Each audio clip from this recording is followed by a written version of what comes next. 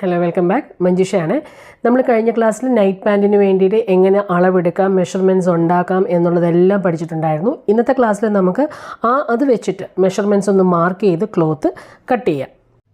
ഏത് dress stitch ചെയ്യുമ്പോഴും ആദ്യം ചെയ്യേണ്ടത് ക്ലോത്ത് നല്ലതുപോലെ ഒന്ന് മടക്കിയിടുക. 4ആയിട്ട് മടക്കുക, നന്നായിട്ട് അയൺ ചെയ്ത് ചുളിവുകളെല്ലാം മാറ്റുക. അതിനുശേഷം ഏറ്റവും താഴത്തെ വശത്തൊന്ന് ലെവൽ ചെയ്ത് കൊടുക്കുക. ലെവൽ ചെയ്യാനായിട്ട് ട്രയാങ്കിൾ ഷേപ്പ് ഉള്ള സ്കെയിൽ ഉപയോഗിക്കുക, അല്ലെങ്കിൽ എൽ ഷേപ്പ് ഉള്ള സ്കെയിലുണ്ട്. ഇത് രണ്ടിലേതെങ്കിലും ഉപയോഗിക്കുക. അതാകുമ്പോൾ നല്ല കറക്റ്റായിട്ട് നമുക്ക് സ്ട്രെയിറ്റ് ലൈൻ വരയ്ക്കുവാനായിട്ട് പറ്റും. അപ്പം ഞാനിവിടെ ഏറ്റവും താഴെ ഒരു 1/2 ഇഞ്ച് മാർക്ക് ചെയ്യുകയാണ്. 1/2 ഇഞ്ചല്ല, 3/4 ഇഞ്ച് എടുത്തിട്ടുണ്ട് കേട്ടോ. 1/2 ഇഞ്ച് അല്ലെങ്കിൽ 3/4 ഇഞ്ച് മാർക്ക് ചെയ്തിട്ട് താഴത്തെ വശം ഒന്ന് ലെവൽ ചെയ്ത് കൊടുക്കുക. കയറി ഇറങ്ങി ഒന്നും ഇടിക്കാണ്ടിരിക്കാൻ വേണ്ടിയിട്ടാണ് നമ്മൾ ആദ്യമേ തന്നെ ലെവൽ ചെയ്ത് ഒന്ന് വരച്ചു കൊടുക്കുന്നത്. ഏറ്റവും അവസാനം കട്ട് ചെയ്ത് കൊടുത്താൽ മതിയാവും. ഞാനിപ്പോൾ ഏറ്റവും താഴെ ലെവൽ ചെയ്ത് വെച്ചു. ഇനി നമ്മൾ മെഷർമെൻറ്റ് ഉണ്ടാക്കിയപ്പോൾ പറഞ്ഞിട്ടുണ്ടായിരുന്നു, താഴെ പാൻറ്റിൻ്റെ താഴത്തെ വശം ഒന്ന് ഫോൾഡ് ചെയ്യാൻ വേണ്ടിയിട്ട് 3 ഇഞ്ച് എടുക്കണമെന്ന് പറഞ്ഞിട്ടുണ്ടായിരുന്നു. അപ്പോൾ ആ 3 ഇഞ്ച് ഞാൻ ആ ലെവൽ ചെയ്ത ലൈനിൻ്റെ അവിടെ നിന്ന് മുകളിലേക്ക് മാർക്ക് ചെയ്യുകയാണ്. എന്നിട്ട് വീണ്ടും ട്രയാങ്കിൾ ഷേപ്പ് സ്കെയിൽ ഉപയോഗിക്കുക. എന്നിട്ട് സ്ട്രെയിറ്റ് ആയിട്ടുള്ള ആ ഒരു ലൈൻ വരച്ചു കൊടുക്കുക. പെർഫെക്റ്റ് ആയിട്ടുള്ള സ്റ്റിച്ചിങ്ങിന് ആദ്യം ശ്രദ്ധിക്കേണ്ടത് ഒരിക്കലും ഡോട്ട് ഇട്ട് കൊടുക്കരുത്. ചോക്ക് തന്നെ ഉപയോഗിക്കുക, അല്ലെങ്കിൽ മാർക്കിംഗ് പെൻസിൽ ഉപയോഗിക്കുക. അതിനുശേഷം സ്കെയിൽ അല്ലെങ്കിൽ ട്രയാങ്കിൾ സ്കെയിലോ അല്ലെങ്കിൽ സ്ട്രെയിറ്റ് സ്കെയിലോ ഏതെങ്കിലും ഉപയോഗിച്ചിട്ട് ലൈൻ വരയ്ക്കുക. അങ്ങനെ തന്നെ വരയ്ക്കാവുള്ളൂ കേട്ടോ. അപ്പോൾ ഫോൾഡ് ചെയ്യാൻ വേണ്ടി 3 ഇഞ്ച് മാർക്ക് ചെയ്തു. ഇനി ചെയ്യുന്നത് ആ ലെവൽ ചെയ്യാൻ വേണ്ടി നമ്മൾ വരച്ചിട്ടില്ല. ഇപ്പോൾ ഇവിടെ എൻ്റെ മടക്കിയിട്ടിൻ്റെ ക്ലോത്തിൻ്റെ താഴത്തെ വശം കയറി ഇറങ്ങി എല്ലാം ഇരിപ്പുണ്ട്. അത് നിന്ന് സ്ട്രെയിറ്റ് ആയിട്ടൊന്ന് കട്ട് ചെയ്ത് മാറ്റുക. ആദ്യമേ തന്നെ ഒന്ന് കട്ട് ചെയ്ത് മാറ്റുക. അതായത് ഫോൾഡ് ചെയ്യാനുള്ള വശം മാർക്ക് ചെയ്തിട്ട് കട്ട് ചെയ്യുക. അതല്ലെങ്കിൽ ആദ്യമേ ആ സ്ട്രെയിറ്റ് ലൈൻ വരച്ചിട്ട് കട്ട് ചെയ്ത് കളഞ്ഞാലും കൊടുക്കില്ല. എങ്ങനെയാണോ ഓരോരുത്തർക്കും പറ്റുന്നത് അതുപോലെ ചെയ്യുക. പക്ഷേ ആദ്യം ചെയ്യേണ്ടത് ആ തുണി ഒന്ന് ലെവൽ ചെയ്ത് കൊടുക്കുക. അപ്പോൾ നമ്മുടെ ഫസ്റ്റ് സ്റ്റെപ്പ് കഴിഞ്ഞു. ഏത് ഡ്രസ്സ് തയ്ക്കുമ്പോഴും ഇതാണ് ചെയ്യേണ്ട ആദ്യത്തെ സ്റ്റെപ്പ് കേട്ടോ. ക്ലോത്ത് നന്നായിട്ട് അയൺ ചെയ്തിട്ട് വേണം മാർക്ക് ചെയ്യാനായിട്ട്. ഒരിക്കലും ചുളുങ്ങിയിരിക്കുന്ന ക്ലോത്തിലേക്ക് മാർക്ക് ചെയ്ത് കൊടുക്കരുത്. അപ്പോൾ നമ്മുടെ മെഷർമെൻറ്റ്സ് എല്ലാം മാറിപ്പോകാനുള്ള ചാൻസ് ഉണ്ട്. ചെറിയ ചെറിയ പോയിൻ്റ് വ്യത്യാസം വന്നാലും ആ ഒരു ഡ്രസ്സിൻ്റെ പെർഫെക്ഷൻ അത് ബാധിക്കും. ഇനി നമുക്ക് എന്ത് ചെയ്യാം, ഞാനിവിടെ ക്ലോത്ത് കട്ടിംഗ് ടേബിൾ ഇട്ടിട്ടുണ്ട്. ഇനി നമുക്ക് ആ 3 ഇഞ്ച് ഫോൾഡ് ചെയ്യാൻ വേണ്ടി മാർക്ക് ചെയ്ത ആ ലൈനില്ലേ, അവിടെ നിന്ന് മുകളിലേക്ക് ലെങ്ത്ത് മാർക്ക് ചെയ്യുക. നമ്മളിതെല്ലാം മെഷർമെൻറ്റ്സ് ഉണ്ടാക്കിയതായിരുന്നു. ആ ലെങ്ത്താണ് എടുക്കേണ്ടത് കേട്ടോ. ഇവിടെ ഇപ്പോൾ ഞാൻ കട്ട് ചെയ്യുന്ന എൻ്റെ അളവ് പ്രകാരമാണ്. നിങ്ങളുടെ ഓരോരുത്തരുടെയും മെഷർമെൻറ്റ്സ് എടുക്കുക, അതിനനുസരിച്ച് മെഷർമെൻറ്റ്സ് ഉണ്ടാക്കുക. എന്നിട്ട് ആ അളവ് വേണം ഇവിടെ ലെങ്ത്തായിട്ട് മാർക്ക് ചെയ്യാനായിട്ട്. ഇപ്പം ലെങ്ത്ത് മാർക്ക് ചെയ്യുമ്പോൾ 2 സൈഡിലും മാർക്ക് ചെയ്ത് കൊടുക്കുക. ഒരു വശത്ത് മാത്രം മാർക്ക് ചെയ്തിട്ട് ലൈൻ വരയ്ക്കരുത്. ഇതേപോലെ 2 സൈഡിലും ഒന്ന് മാർക്ക് ചെയ്ത് കൊടുക്കുക. എന്നിട്ട് ഞാൻ നേരത്തെ പറഞ്ഞ പോലെ ഒന്നെങ്കിൽ ട്രയാങ്കിൾ സ്കെയിൽ ഉപയോഗിക്കുക, അല്ലെങ്കിൽ എൽ ഷേപ്പ് സ്കെയിൽ ഉപയോഗിക്കുക. ഇത് രണ്ടിലേതെങ്കിലും ഉപയോഗിച്ചിട്ട് ഒന്ന് സ്ട്രെയിറ്റ് ലൈൻ വരയ്ക്കുക. ഞാൻ ഈ ക്ലാസ്സിൻ്റെ ഇടയിൽ പറയുന്ന ആ ടൂൾസൊക്കെ ഒന്ന് നോട്ട് ചെയ്തിട്ട് അതും കൂടെ വാങ്ങുക കേട്ടോ. അപ്പോൾ സ്ട്രെയിറ്റ് സ്കെയിലും എൽ ഷേപ്പ് സ്കെയിലും വാങ്ങുക. ഇനി അപ്പോൾ നമ്മൾ ആ ഒരു ലൈൻ വരച്ചു. ഇനി അതിൻ്റെ മുകളിലേക്ക് നമുക്ക് ഏറ്റവും മുകളിൽ എലാസ്റ്റിക്കിന് വേണ്ടിയിട്ട് 2 ഇഞ്ച് വേണം എന്ന് പറഞ്ഞിട്ടുണ്ടായിരുന്നു. ഇതൊക്കെ നമ്മൾ കഴിഞ്ഞ ക്ലാസ്സിൽ മെഷർമെൻറ്റ് ഉണ്ടാക്കിയപ്പോൾ ചെയ്തതാണ് കേട്ടോ. അപ്പോൾ ആ 2 ഇഞ്ച് മുകളിലേക്ക് മാർക്ക് ചെയ്യുക. വീണ്ടും ഒരു ലൈൻ വരച്ച് കൊടുക്കുക.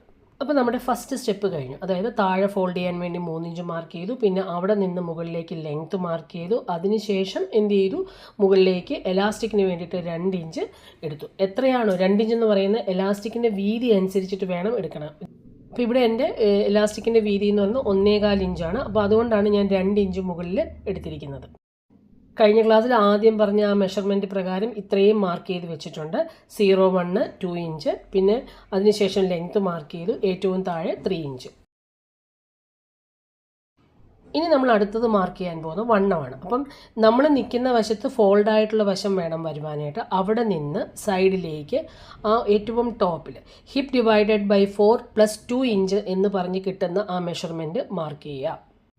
എത്രയാണോ ഓരോരുത്തരുടെയും സീറ്റ് വേണം അത് ഡിവൈഡഡ് ബൈ 4 + 2 ഇഞ്ചാണ് എടുക്കേണ്ടത്.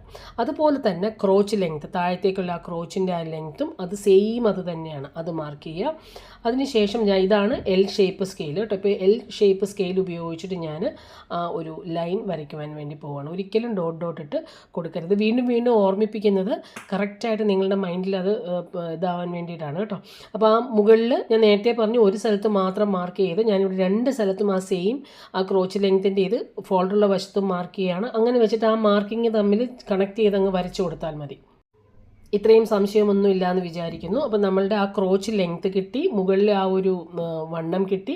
ഇപ്പം ഇത്രയാണ് ഇതവിടെ ഞാൻ മാർക്ക് ചെയ്തിട്ടുണ്ട്. ഇതൊന്ന് ശ്രദ്ധിച്ച് ഫോട്ടോ എടുത്ത് വയ്ക്കുക, അല്ലെങ്കിൽ മാർക്ക് ചെയ്ത് വയ്ക്കുക.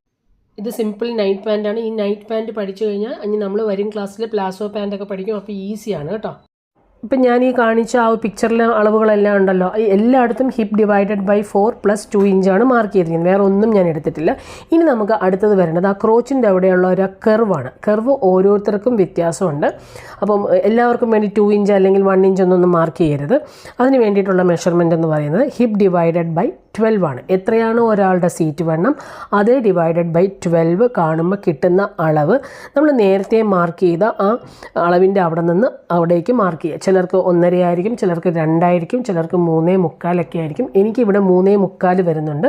അപ്പോൾ ഓരോരുത്തരുടെ വണ്ണത്തിനനുസരിച്ച് അത് വ്യത്യാസം ഉണ്ടാവും.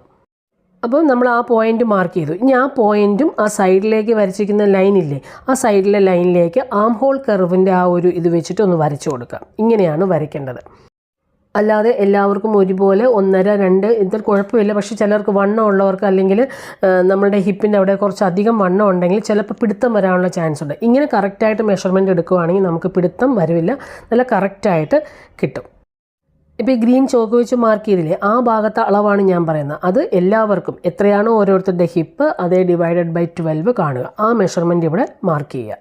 ഇനി കർവ് വരയ്ക്കാൻ വേണ്ടി ചരിഞ്ഞൊരു ലൈൻ വരുമല്ലേ, അതെങ്ങനെയാണെന്ന് വെച്ചിട്ടുണ്ടെങ്കിൽ നമുക്ക് ഹിപ്പ് ഡിവൈഡഡ് ബൈ 12 കിട്ടിയപ്പോൾ ഒരു അളവ് കിട്ടിയല്ലോ, അതിൻ്റെ പകുതി എടുക്കുക. ഇപ്പോൾ 3 ആണെങ്കിൽ അതിൻ്റെ പകുതി എന്ന് പറയുമ്പോൾ 1.5. അങ്ങനെ ആ സൈഡിലേതും മാർക്ക് ചെയ്യുക.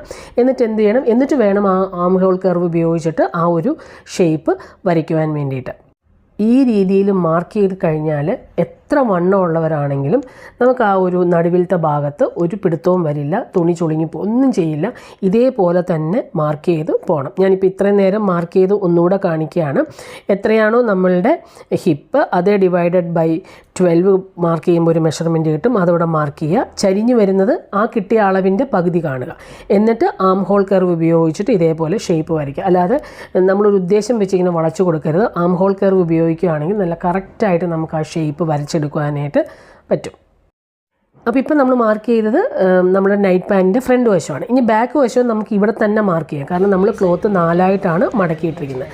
ആ ഫ്രണ്ടിൻ്റെ ആ ഒരു മെഷർമെൻറ്റ് മാർക്ക് ചെയ്തില്ലേ, അവിടെ നിന്ന് സൈഡിലേക്ക് 2 ഇഞ്ച് മാർക്ക് ചെയ്യുക. ആ വെർട്ടിക്കൽ ലൈനിൻ്റെ സൈഡിലേക്ക് 2 ഇഞ്ച് മാർക്ക് ചെയ്ത് കൊടുക്കുക. എന്നിട്ട് ഒരു വെർട്ടിക്കൽ ലൈനും കൂടെ വരയ്ക്കുക. ഇനി കുറച്ചും കൂടെ ലൂസായിട്ട് നൈറ്റ് പാൻറ്റ് വേണമെന്നുണ്ടെങ്കിൽ ഈ 2 ഇഞ്ചിന് പകരം 3 ഇഞ്ച് എടുക്കുക. 2 ഇഞ്ച് അല്ലെങ്കിൽ 3 ഇഞ്ച് മാർക്ക് ചെയ്തിട്ട് ഇതുപോലെ വെർട്ടിക്കൽ ലൈൻ വരച്ചു കൊടുക്കുക. അതിനുശേഷം നമ്മൾ ഫ്രണ്ടിൽ പോയിൻ്റ് മാർക്ക് ചെയ്തല്ലോ, അവിടെ നിന്ന് 2 ഇഞ്ച് മാർക്ക് ചെയ്യുക. 2 ഇഞ്ച് മാർക്ക് ചെയ്തതിന് ശേഷം അവിടേക്കൊന്ന് നീട്ടി വരയ്ക്കുക. വീണ്ടും ആം ഹോൾ കർവ് ഉപയോഗിക്കുക. ആം ഹോൾ കർവ് സ്കെയിൽ ഉപയോഗിച്ചിട്ട് ഇനിയാണ് ശ്രദ്ധിക്കേണ്ടത്, നമ്മൾ ആ ഫ്രണ്ടിൽ പോയിൻ്റ് മാർക്ക് ചെയ്തില്ലേ, കർവ് വരച്ച് മാർക്ക് ചെയ്തില്ലേ, അതിലെ കൂടെ തന്നെ ചേർന്ന് വരുന്ന രീതിയിൽ വേണം ബാക്കിൻ്റെ ആ ഒരു ഇതും മാർക്ക് ചെയ്യാനായിട്ട്. അതായത് മാറി നിൽക്കരുത്. മാറി നിന്നിട്ടുണ്ടെങ്കിൽ കുറച്ച് ക്ലോത്തിൻ്റെ വ്യത്യാസം വരും. അപ്പോൾ ഒരു വലിച്ചിൽ വരും. അത് ഒഴിവാക്കാൻ വേണ്ടിയിട്ട് ഞാനിപ്പോൾ മാർക്ക് ചെയ്തതുപോലെ തന്നെ മാർക്ക് ചെയ്യുക. ചേർന്ന് വരുന്ന രീതിയിൽ ഇതേപോലെ മാർക്ക് ചെയ്യുക. അപ്പം ആം ഹോൾ കർവ് നമ്മൾ ആദ്യം ഫ്രണ്ടിന് വേണ്ടി മാർക്ക് ചെയ്ത് അതിനോട് ചേർന്ന് വരുന്ന രീതിയിൽ മാർക്ക് ചെയ്തിട്ട് ആ 2 ഇഞ്ചിൻ്റെ സൈഡിലേക്ക് അങ്ങ് പോയാൽ മതി. അതേപോലെ എടുക്കുക. ഇനി നമ്മൾ എവിടെയാണോ രണ്ടും ചേർന്ന് വരുന്ന ആ ഭാഗത്ത് മാർക്ക് ചെയ്താൽ മതി കേട്ടോ. അപ്പോൾ ഇതേപോലെയാണ് മാർക്ക് ചെയ്യേണ്ടത്. അപ്പോൾ ഈ ഒരു ഷേപ്പ് ആം ഹോൾ കർവ് ഉപയോഗിച്ച് തന്നെ മാർക്ക് ചെയ്യുക. നമ്മൾ ഇതേപോലെ, അതായത് ഫ്രണ്ട് വശത്ത് നമ്മളൊന്ന് വളച്ച് വരയ്ക്കുക. ഫ്രണ്ട് വരച്ചതിന് ശേഷമാണ് ബാക്ക് വരയ്ക്കുന്നത്. ബാക്ക് വരയ്ക്കുമ്പം ഫ്രണ്ടിൻ്റെ ആ ഒരു ലൈൻ ഹൊറിസോണ്ടലിലേക്ക് ചേർന്ന് വരുന്നില്ലേ, ഇപ്പോൾ ഞാൻ മാർക്ക് ചെയ്യുന്നത് ഇതേപോലെ ചേർന്നാണ് വരുന്നത്. ആ ഒരു ചേർന്ന് വരുന്ന ഭാഗത്ത് തന്നെ ബാക്കും വന്ന് നിൽക്കുന്ന രീതിയിൽ വരയ്ക്കുക. അപ്പോൾ അതിന് വേണ്ടിയിട്ട് ആ ഒരു കർവ് സ്കെയിൽ ഒന്ന് ഷേപ്പ് അനുസരിച്ചിട്ടൊന്ന് മാറ്റി കൊടുക്കുക. അപ്പോൾ എങ്ങനെയാണ് ബാക്കിന് വേണ്ടിയിട്ട് വരയ്ക്കുന്നതിന് ആം ഹോൾ കർവ് വെക്കേണ്ടതെന്ന് ഞാൻ പറഞ്ഞുതരാം. ഞാനിപ്പോൾ മാർക്ക് ചെയ്ത ആ പോയിൻറ്റിൻ്റെ അവിടെ ചേർന്ന് വരണം. ഓക്കെ, ശ്രദ്ധിച്ചു കാണുക. ഒന്നെങ്കിൽ ഇങ്ങനെ വെച്ച് കൊടുക്കാം, ഇതേപോലെ വെച്ചിട്ട് ആ പോയിൻറ്റിൽ വരുന്ന രീതി വരയ്ക്കാം. അതല്ലെങ്കിൽ ഉള്ളിലത്തെ വശത്ത് അതിനോട് ചേർന്ന് വരുന്ന രീതിയിൽ വരച്ചു കൊടുക്കും. എങ്ങനെയാണെങ്കിലും ആ ഫ്രണ്ടിലെ ആ ഒരു കർവിനോട് ചേർന്ന് വരുന്ന രീതിയിൽ വരയ്ക്കുക. നല്ലതുപോലെ മനസ്സിലായി കാണുമെന്ന് വിചാരിക്കുന്നു. എന്തെങ്കിലും ഡൗട്ട് ഉണ്ടെങ്കിൽ ചോദിച്ചാൽ മതി. ഇപ്പോൾ ഇത് നല്ലതായിട്ടൊന്ന് ചെയ്ത് നോക്കുക കേട്ടോ. ചെയ്ത് പ്രാക്ടീസ് ചെയ്താൽ മാത്രമേ കിട്ടുള്ളൂ. ആ 2 ലൈൻ ഒരുമിച്ച് വരുവാണെങ്കിൽ നമുക്ക് ആ കാലിൻ്റെ ഭാഗത്ത് ഒരു കയറിയൊന്നും പോകില്ല. നല്ല ഷേപ്പ് നല്ല കറക്റ്റായിട്ട് കിട്ടും. ഇനി ഫ്രണ്ടിൻ്റെ പോയിൻ്റ് മാർക്ക് ചെയ്ത് അവിടെ നിന്ന് നമ്മൾ 2 ഇഞ്ച് മാർക്ക് ചെയ്തിട്ടുണ്ടായിരുന്നു. ആ 2 ഇഞ്ചിൻ്റെ അവിടെ നിന്ന് താഴത്തേക്ക് കാലിൻ്റെ ഏറ്റവും താഴത്തെ ആംഗിളിൻ്റെ അവിടുത്തെ വണ്ണം മാർക്ക് ചെയ്തതിലേക്ക് അവിടത്തേക്ക് ചരിച്ച് വരയ്ക്കാം. അപ്പോൾ ആംഗിളിൻ്റെ അവിടുത്തെ വണ്ണം ഒന്ന് മാർക്ക് ചെയ്ത് കൊടുക്കുക. നൈറ്റ് പാൻറ് ആയതുകൊണ്ട് ഇറുകി പിടിച്ചിരിക്കുന്ന പോലെ വേണ്ട. ഞാനിവിടെ 9 ഇഞ്ചാണ് എനിക്ക് മാർക്ക് ചെയ്യുന്നത്. 9ഓ 8ഓ ഒക്കെ എടുക്കാം. എത്രയാണോ നമുക്ക് താഴെ ആ ഒരു ലൂസ് വേണ്ടത് അത് മാർക്ക് ചെയ്ത് കൊടുക്കുക. എന്നിട്ട് തൊട്ട് സൈഡിലേക്ക് തയ്യൽ തുമ്പിന് വേണ്ടിയിട്ട് 1 ഇഞ്ചും കൂടെ ഒന്ന് മാർക്ക് ചെയ്യുക. മാർക്ക് ചെയ്തതിന് ശേഷം ആ പോയിന്റിൽ നിന്ന് മുകളിലത്തെ പോയിന്റിലേക്ക് ചരിച്ച് വരയ്ക്കാം. ചരിച്ച് വരയ്ക്കുവാൻ വേണ്ടിയിട്ട് എപ്പോഴും കാലിൻ്റെ ആ ഒരു ഷേപ്പ് ഒന്ന് ചരിച്ച് വരയ്ക്കുവാൻ വേണ്ടിയിട്ട് നമ്മൾ ഉപയോഗിക്കേണ്ടത് ലെഗ് കർവ് സ്കെയിലാണ്. ലെഗ് കർവ് സ്കെയിൽ നിങ്ങളെല്ലാവരും വാങ്ങിക്കണം.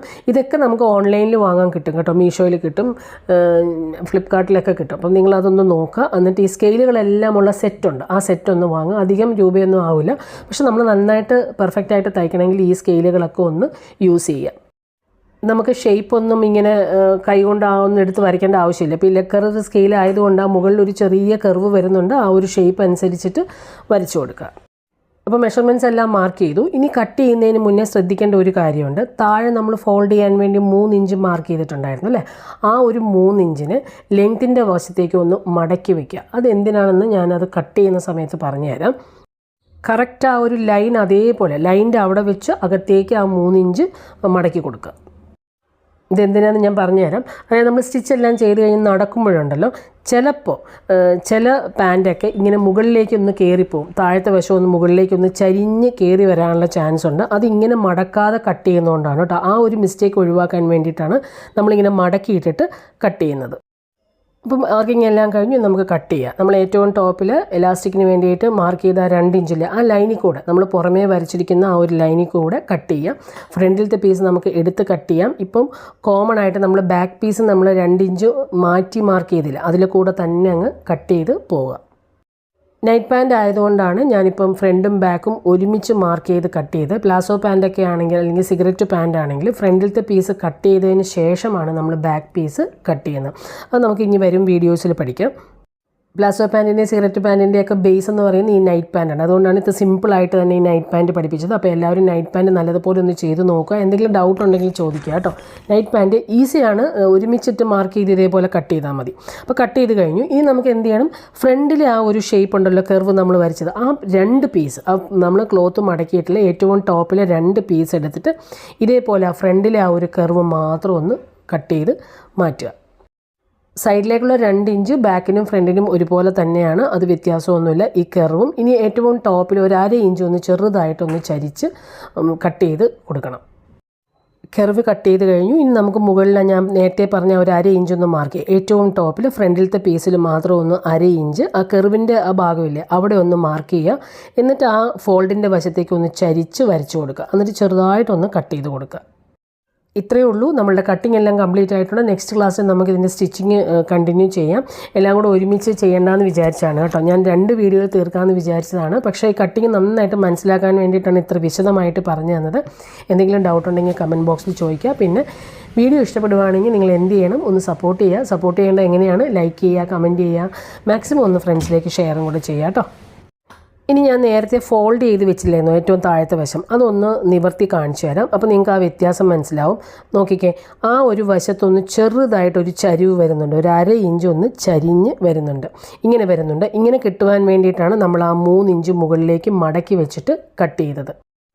ഇങ്ങനെ എന്നിട്ട് കട്ട് ചെയ്ത് സ്റ്റിച്ച് ചെയ്യുമ്പോഴാണ് നമുക്ക് ആ ഒരു ഷേപ്പ് വലിഞ്ഞു പോവാതെ നല്ല കറക്റ്റായിട്ട് കിട്ടുള്ളൂ. അപ്പം ഇവിടുത്തെ ഡൗട്ട്, ഏത് പാൻറ്റ് ചെയ്യും, അതായത് പ്ലാസോ പാൻറ്റോ സിഗരറ്റ് പാൻറ്റോ ഏത് പാൻറ്റ് നിങ്ങൾ തയ്ക്കുമ്പോഴും ഇതേപോലെ തന്നെ താഴത്തെ വശം ഒന്ന് മടക്കിയിട്ടിട്ട് കട്ട് ചെയ്യുക. ഇവിടെ ആ ഒരു തുമ്പെന്ന് പറയുന്ന ഒരു 1/2 ഇഞ്ച് ഒന്ന് ചരിച്ച് വ്യത്യാസമുണ്ട്. അപ്പോൾ നമ്മുടെ കട്ടിങ് കഴിഞ്ഞു. വേഗം മെഷർമെൻറ്റ്സ് എല്ലാം ഉണ്ടാക്കുക, അത് മാർക്ക് ചെയ്യുക, കട്ട് ചെയ്യുക. കട്ട് ചെയ്ത് വെച്ചോ, നാളത്തെ ക്ലാസ്സിൽ ഞാൻ സ്റ്റിച്ചിങ് കാണിച്ചു തരാം. അപ്പോൾ ഓക്കെ, നമുക്ക് നാളെ കാണാം. ബൈ.